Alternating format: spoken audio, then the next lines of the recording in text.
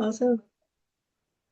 Hi, everyone, and welcome to this episode of the Divine Diva, where my diva for today is Mary. So, welcome, Mary. Hi, thank you so much for having me. Hi, I would love for you to introduce yourself to everyone that's watching. Absolutely. So, my name is Marie Kueny, and I am in the US just north of Chicago. And essentially, I'm my passion is to work with women on connecting to their inner guidance, their intuition, and I do that through coaching programs, one-on-one work, and also retreats. I love leading wellness retreats.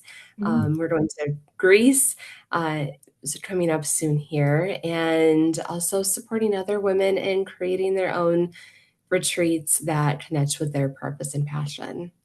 Ooh, wonderful. We'll dive more into that a bit later.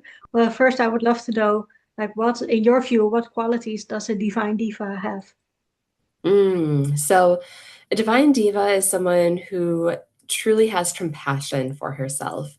I find that women, especially, sometimes are their own worst critics, and Mhm. it's so hard to see someone tearing themselves down. And I believe that a divine diva is someone who really supports and lifts herself up so Mhm. that she can also lift up others. And so it's really about supporting one another and coming together in community. And it's really difficult to do that for others when we don't do that for ourselves. And so I Mhm. think that's the main qualities is to really find that compassion for ourselves and then to share that out. And also, I think related is the self-worth. Absolutely. Mhm. Absolutely. Yeah. Yeah, from a young age, oftentimes we're told that we have to be a certain way, look a certain way, do certain things in order to be worthy of, and it gets into our conscious essentially, and we have to shift that and Mm.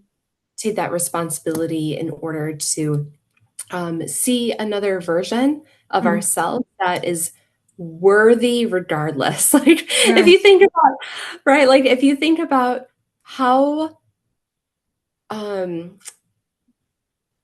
the chances of us being here, Mhm. just on Earth, of us, being alive, Yeah. it's so minute Mhm. that every single person here is truly a miracle. And so we are worthy of our dreams, our desires, of, the beauty that life does have to offer Mhm. simply just by being here. Mhm.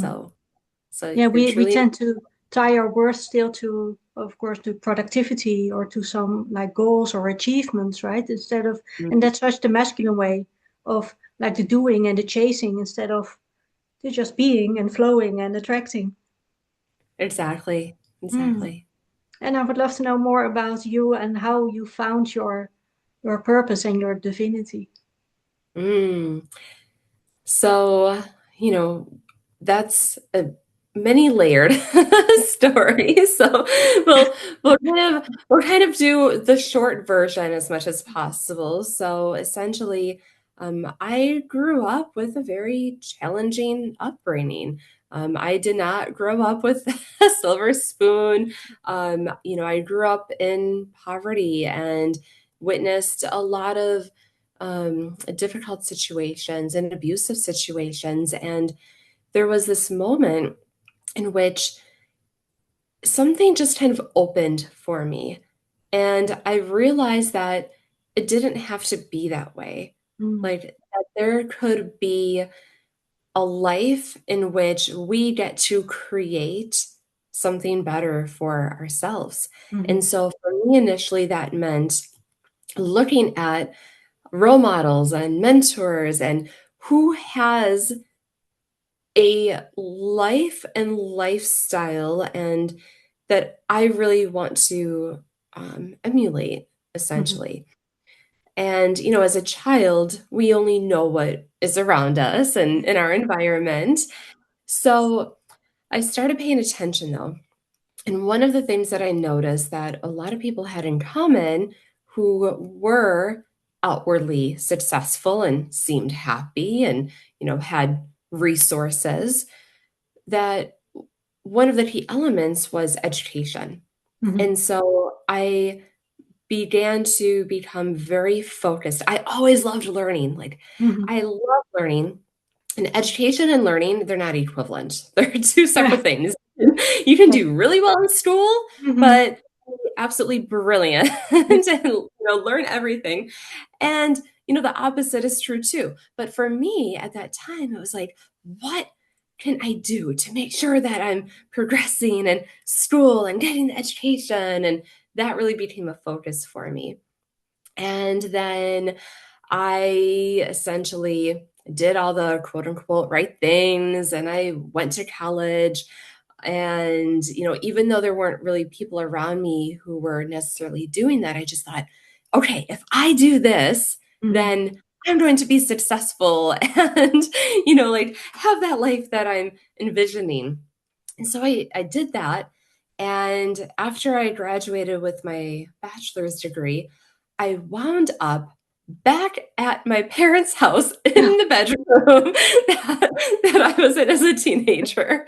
Like, this And is how I planned it. right, and like looking at the wanted ads for like, a Oh job. my gosh, yeah. And I just was like, what happened? I did all the things that I was supposed to do, and now I'm Yeah. back square one. Where's my success? Right?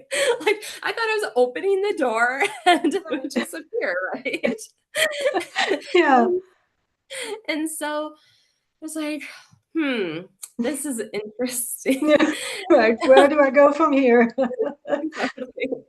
And so one day I actually was job hunting and I came across this advertisement for a happiness class. Oh, I was like, interesting. I was like, I have never heard of such a thing. I've taken lots of classes, but never a Not this happiness one. class. Right. Right? And at the time I was like, I definitely am not feeling too happy about my situation. So like, Right. let's see what what this is all Right. about. So I end up signing up for this 4-week class. It was like, I don't know, $20 or something like that. So I was Right. like, okay, I can afford that. And so I go, and it was a local class. It was in person, and it was at this Zen Buddhist community. I was Mhm. like, hmm, I'm not familiar with this either. Like I've studied some different religions, but this is new to me too. But what was really cool is that what they were focusing on is the peace within and Mhm. finding the happiness within. And there was nothing that was to be gained externally. And it was really about how do you uncover that within yourself? And we did different activities like turning on music and painting and just painting how we were feeling, You don't right? have Like to be Van Gogh or Monet. and it wasn't like, okay, in order to be happy, no, step one is right. Like, and so and that was a completely new and different way Mm, that I, at that point, had never heard about or been a part of. And, that's when I learned about more about meditation and connecting to the breath and these different skills that I truly believe saved my life mm, because, there's been a lot that I haven't even talked about in my story, but just some really challenging experiences in which, sometimes I was going through anxiety and depression. And when I first started meditation, it was almost like scary because I mm. had to see myself Right. and those inner kind of like those emotional toxins were Mhm. being released Right. That's and scary. Yeah. right? Yeah.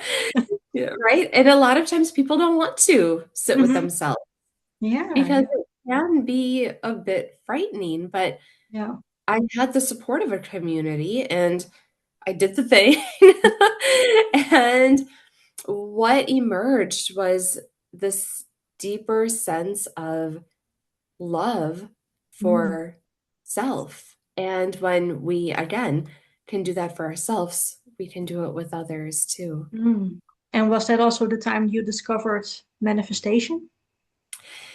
Well, so that came a little bit, well, okay, let me backtrack on that. Mm. Yes, but I didn't call it manifestation. So at Mm. that time, it was oh, some really cool things happened. Okay.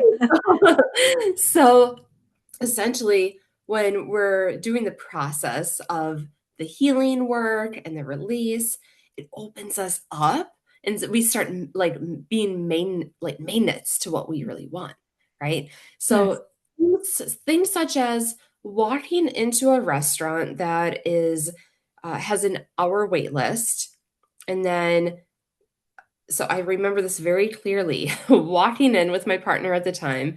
They're like, "Oh, it's an hour wait list." We sit down and literally just a moment later, "Oh, your table is ready." Oh, Right? Like those little unexpected things. right. Or um or literally thinking about, "Oh, it would be nice to have," right? Like Mhm. it'd be nice to have this, whether it's a tangible item or an opportunity or an event, and then it's right there. It just becomes available. Mhm. And things like that started happening Mhm. immediately. It was Right. it feels like magic. Have you ever had an experience like that where Oh, you're just yeah. like Yeah. right? I made it. I remember I made a vision board because it was my dream for so many years to visit New Zealand. And before I even knew it, I put pictures on my vision board of just landscapes I liked. And before I knew it, it was a picture of a mountain in New Zealand that a few years later I would drive that actual road. That's amazing. That's Yeah. amazing. I love that. Yeah. Yeah. Manifestation is powerful, but sometimes it can be difficult to understand because you think, okay, I have to think positive thoughts and I have to visualize constantly. So, what was your process like in like creating a manifesting ritual for yourself? Sure, absolutely. Mm. So absolutely, we need the visualization. We need to be able to see where we want to go because if we Mhm. don't have a map, it's essentially creating a map for Right. ourselves, right? Like Yeah. this is where I'm going. I Mm. maybe don't know exactly how I'm getting there. And Right. Most of the that's time. really tough, right? And and I think that's part of the process too, is that we have to be able to release the Hmm. expectation Hmm. and the knowing the it has to look a certain way, Hmm. Right. and that can be really difficult to do, That's the hard thing especially for people because I always tell people like you say like, oh, you have to surrender and let go, and I'm like, okay, you don't have to let go of your vision, of your dream, of your goal, because that's your passion, that's what you want. Don't let that go, but let go of the how it will happen because you never know how it will happen. exactly, and sometimes it's even better than what we think that it will be too. Absolutely, like, oh my gosh, I didn't expect it to go like this because I manifested like the most perfect trip to New Zealand. That was my friends were literally like my drivers there because I have no license, so I didn't know how to get about it. And they said, "Oh, we live in Australia. We'll come with you to New Zealand." And they were like my drivers. Like That's perfect. amazing. I Yeah. love that. And That reminds me yeah, oh, go ahead. go ahead. Yeah. Oh, I was just trying to say that reminds me too of an image. So I used to do vision boards on paper, right? And so Right. now that we're in a more digital age, I find myself doing them essentially creating in Canva, creating a Okay. vision board Right. in Canva, for example, or saving photos. And a few years ago, I had a retreat in California, Mm. and I had there was this beautiful large spa. It's called Glen Ivy. And it's almost like Disneyland for grown-ups, but so much better because they have hot springs and mud baths, and you can get Yeah. massages and facials. Oh, And it's absolutely mind-blowing incredible. Okay, so yeah. I end up having us take a day there during the retreat, and it's just pure perfection. Mhm. And then after the retreat is over, I'm scrolling through my phone and just, I don't recall, but I was looking at pictures, and there was a picture that I had downloaded several years prior to the retreat Mhm. of Glen Ivy, of exactly where we were, and it Right. was on my vision board, and I forgot about it. Wow. Those are the best things, right? Right? And so when I put it on my vision board, essentially, if I would have said, okay, I need to find a way to get there and I need to make sure that I plan every detail, Right. it might not have ever happened. Or Mhm. if I just sit there and think, okay, I have to be there. It looks so nice. I have to, and I obsess over it. Mhm. That's not helpful either. But what Yeah. happened is I simply put in the request to Right. the universe, right?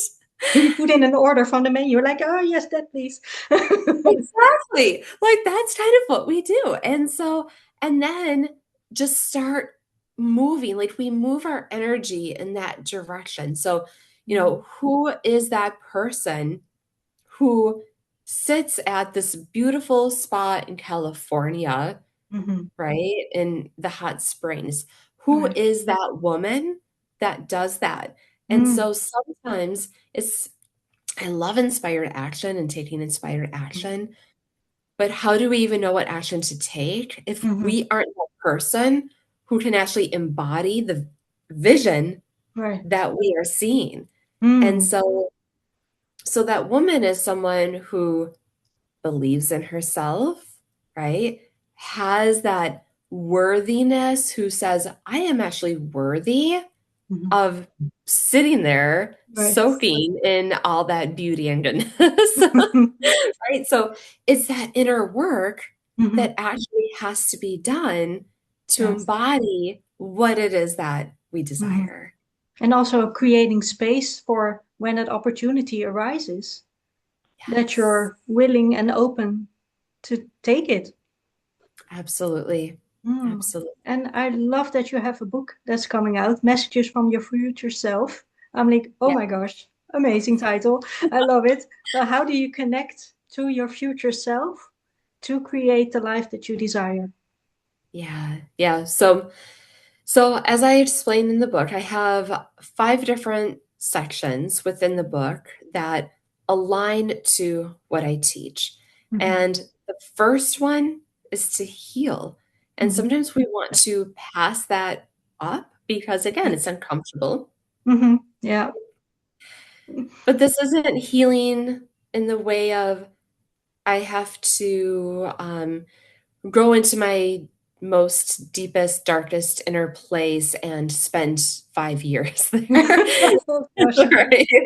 This is let's bring in the light. Let's bring in, the light healing, Mhm. doing the work on the self-love, the self-worth, the compassion, doing those pieces. Mhm. And then we align with what we want. So that's where like the visualization comes into place, Mhm. right? We're starting to connect to that energetic frequency of what we actually want. Mhm. Then we begin to elevate that, amplify it, connect with people who, are also kind of in that same energy and attunement and support. And then we can really start to see it come to life. We Mhm. can start to create what it is that we want. So, our future self essentially is our highest self. Mhm. Our highest self, our future self, is the one that wants the very best for us. They are our biggest advocate. So, if you Mhm. think about the little girl that Mhm. existed, right? Your little girl, that inner Yeah. child, if you think about her, you really think about her and connect with her, you just want to wrap her up in love. Like, oh, you, like, I see you. You are Mhm. worthy. I love you. Don't listen to what anyone says. is about like, Yeah, like don't think anyone tries negatively. to put Yeah, you down, right? right. And Yeah. you just have this like pure unconditional love for that little girl Hmm. that's within. So our future self is doing the same for our present self. Hmm. So our future self is saying, look, like I believe in you. Like you are incredible. You have the skills, the knowledge, the resources, everything you need right now in Right. order to create what you want. Hmm. And so when we are paying attention to that part of ourselves, to the one who is sees like Hmm. that big vision for ourselves, and we start to really get in tune and aligned with that version Hmm. who exists in Ooh, the present moment, actually. yeah. Right. Right. We all exist together, past, Hmm. present, future. It all comes together. And then we start to hear, well, how did she? So if you think about that, like beautiful life that you are setting out to achieve, right? And you're, you have the business or the partner, or you're doing the traveling, like that Hmm. you really, really just, you can feel it. And it feels like, oh, someday I'll be Hmm. there, Yeah. right? We work on collapsing time so that it's not taking 10, 20 years to get Hmm. there. We're bringing in those messages of, how is that future version of me living that life, and who do I need to become in order to be in that reality, and bringing that forward into, or well, backwards, Hmm. right? Right. To the present Bring it moment. back closer. Right. Right. So it's this kind of fun, like I have in the book, I have a lot of very practical strategies. Hmm. I love combining science with some of the woo. Like Hmm. they actually are so beautiful together. They Yeah, work they so, complement each other, right? they do. They Yeah. do. So it's backed by science, but it Hmm. also is some of the practices might feel like a little different because it's not here in the logical mind, it's Hmm. in the heart, it's in the energetic realm.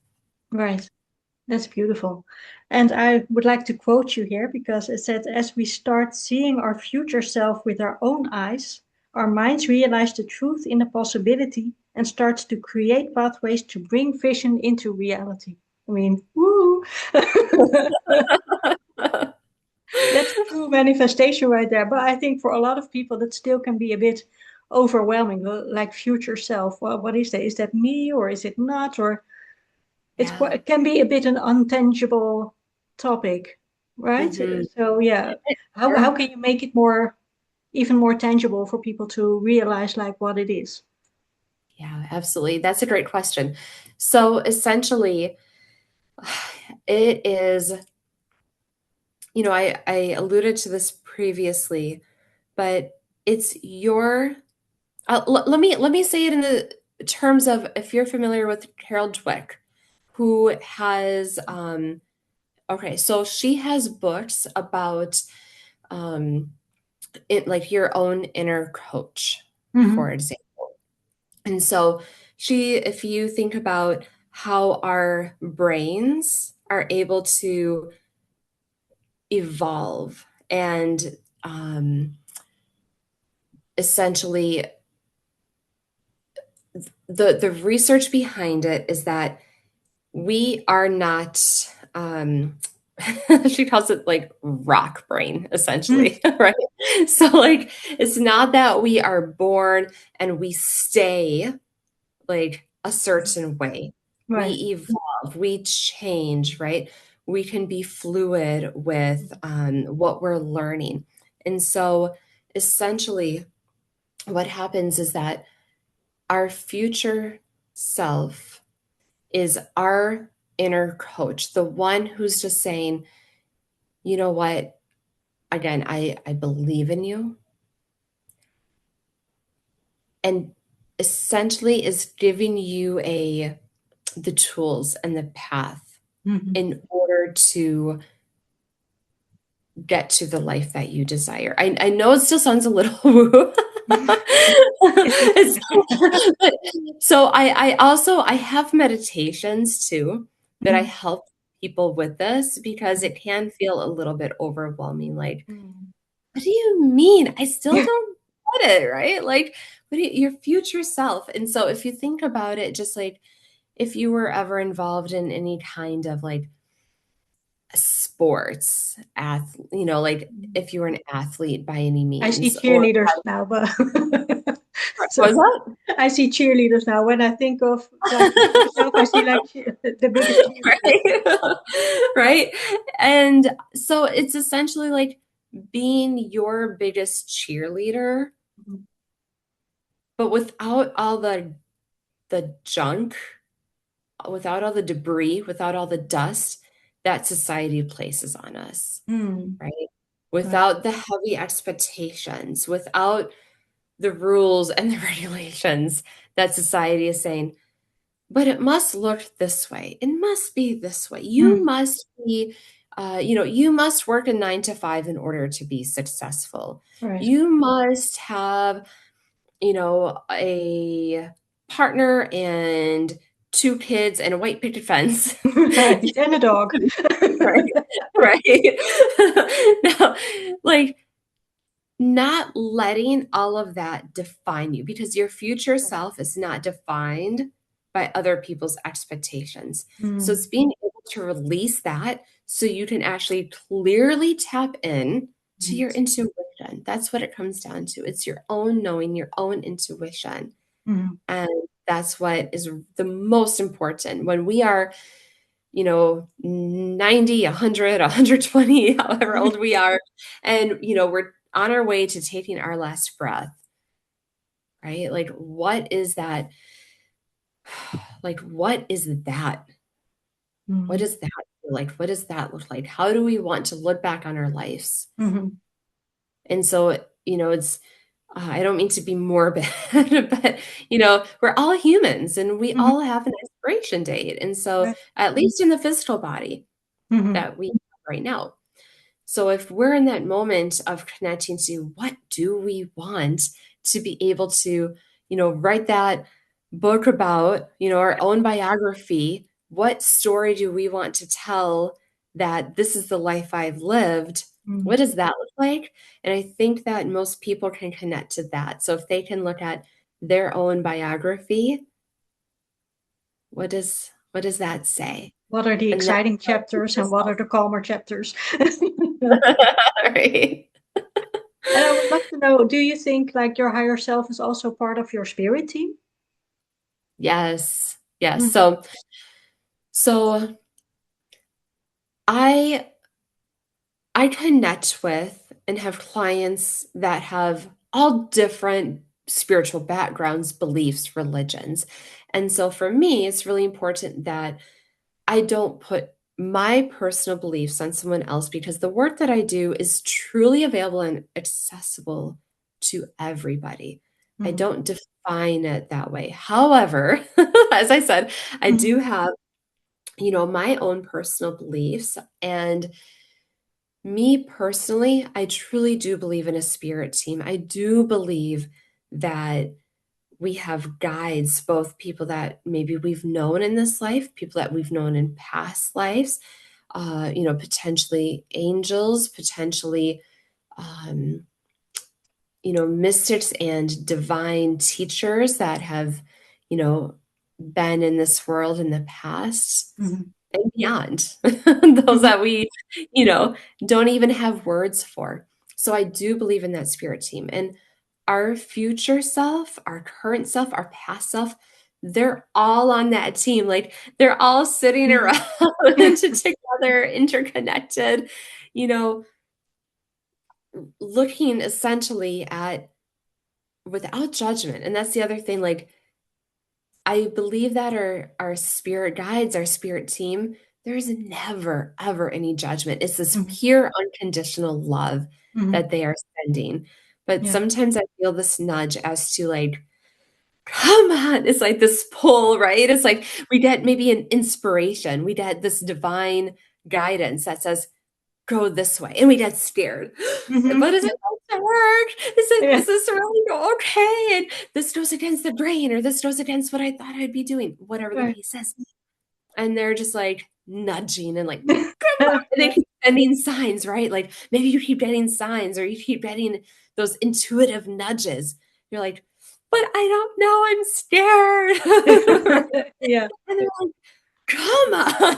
Go for Like, it. maybe they'll get quiet for a while. And then you're like, oh, well, maybe it wasn't meant to be. And then Yeah. all of a sudden something like big happens. Yeah. Like, oh, You're you like, wanted a sign, your sign? Here it is. exactly.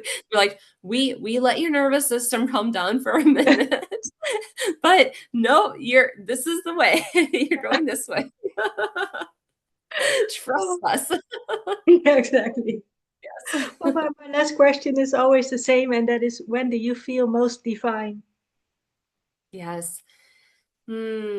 So truly, I love being in community. And that's a big part of, the retreats that I host. But to be perfectly honest, when I feel the most divine is when I am alone in nature Mhm. and I'm listening and I'm, maybe laying in the grass or laying by the water and I'm just quiet, Mhm.